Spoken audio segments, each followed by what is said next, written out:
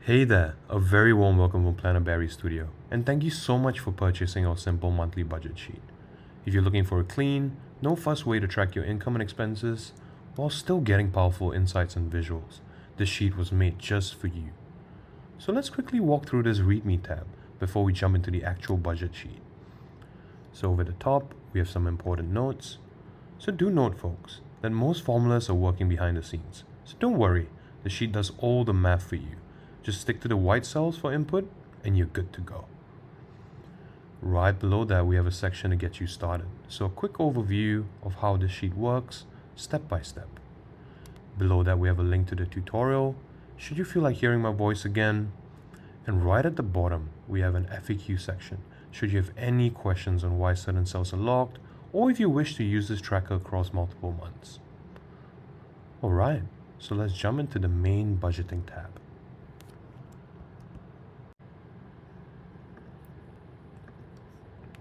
So over in the main sheet at the top, you'll see a personalized dashboard where you have a pie chart showing you exactly where your money went, a donut chart breaking down your actual spending, and also a real-time snapshot of how much money you have left to spend this month. Your budget is then neatly split into sections. So we have income over here, expenses, bills, and right below these two, your savings as well as your debts. So the first thing we're going to do is head over to here to the top and input our start and end date. So I know some of you planner berries prefer to look at things in a period of 2 months or 3 months. That's totally cool. You can just come here and change that. Then we're going to head over to the set currency. So here's where you indicate the currency symbol of your choice. So if you prefer to use a different currency, for example, you can pop that in and you'll see it dynamically populates all over the sheet. So I'm going to change it back to US dollar for now. Alright, once you're done with that, come down to the cash flow summary. You don't have to do anything in this section except indicate the rollover budget here in white. So this is the rollover or leftover budget from the period before. Alrighty, so I'm going to clock in a few dummy expenses just to show you guys how things work. So I'm going to pop in car insurance here. This is due on the 27th. Pet supplies. I'm going to put that on the 27th as well. I expect to spend 100 on my car insurance, and for pet supplies, maybe 70. So each time you enter a cell, all you need to do is enter the item description, the due date, and the expected value. You don't have to touch the actual value at all, and this will then dynamically populate based on your monthly transaction log below, which I'll cover in a bit. Alright, once you've set that up, let's head on down below. So assuming it's already the 27th, I'm going to come in here.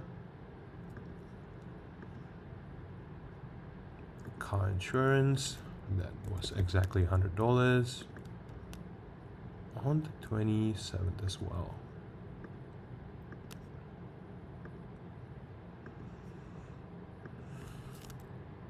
Spend 40. And let's assume that on the 28th, I had another expense for the same category, and that was $445. Alrighty, once you've done that, we can head over to the top, and boom, you will see that the actual amount now populates based on what you've indicated in the monthly transaction tab. So I want to talk about two of the MVPs on this sheet as well before I end off. First, it's the upcoming payments. So you will notice, folks, that every time you enter an item description, you're always prompted to enter a due date. So that is actually all for this upcoming payments portion. So this section auto pulls from your expenses, bills, savings and debts, giving you a clear date sorted view of what's coming up each month. So no more last minute surprises or missed due dates. So here you see all your upcoming expenses at a glance, including essentials like rent, savings goals like your investment account, and even small items like pet supplies. Everything is neatly organized by due dates and amounts, so you can stay one step ahead of your spending. So this calendar always looks at your budgeting period and today's date. What do I mean by that? So it references your budgeting period here and today's date, which happens to be the 7th of July. So you would notice that expenses or bills prior to the 7th, like internet, are not inside the section here. And for items like rent, where the date has already passed, it now shows up under the following month. Also, one of our favorite features, the top 20 spends. So this table automatically highlights your top 20 expenses for the month, showing you exactly where your money is going and what's taking up the biggest chunk of your budget.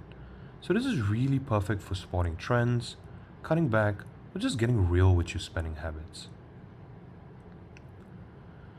Alrighty folks, so that's it.